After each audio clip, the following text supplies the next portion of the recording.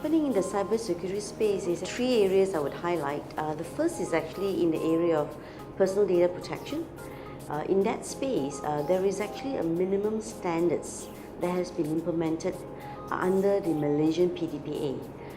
That minimum standards require all companies in Malaysia, operating in Malaysia, who manages personal data to comply and implement the minimum standards, security standards rather, required under the PDPA. And these are very prescriptive standards.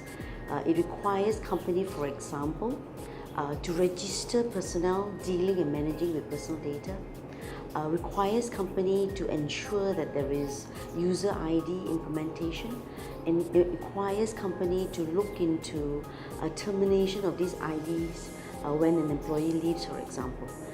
In addition to that, there's also other requirements. For example, when dealing with a cloud service provider, a company will need to ensure that the minimum standards are also adhered with. So that is under the PDPA space, I would say.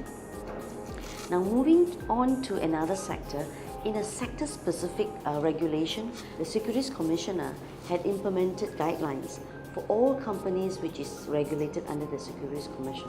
These would include corporate finance companies, securities, derivatives, and others that's regulated.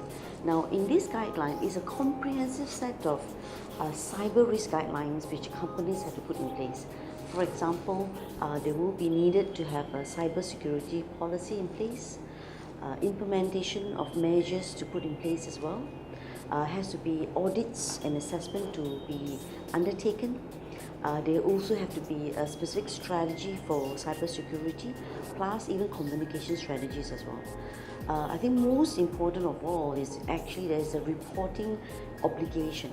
If there is a cyber attack, such companies are mandated to report to the Securities Commission. So that is a sector development. The last is I just want to mention that in Malaysia, the government has also set up the cyber court last year.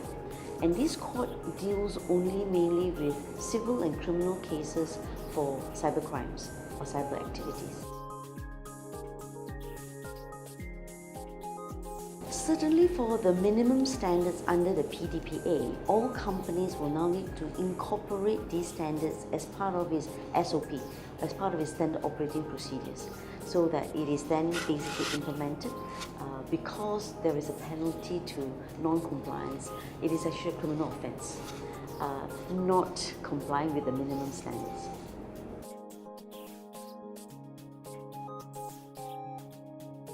I would expect to see more sector regulations like the Securities Commission.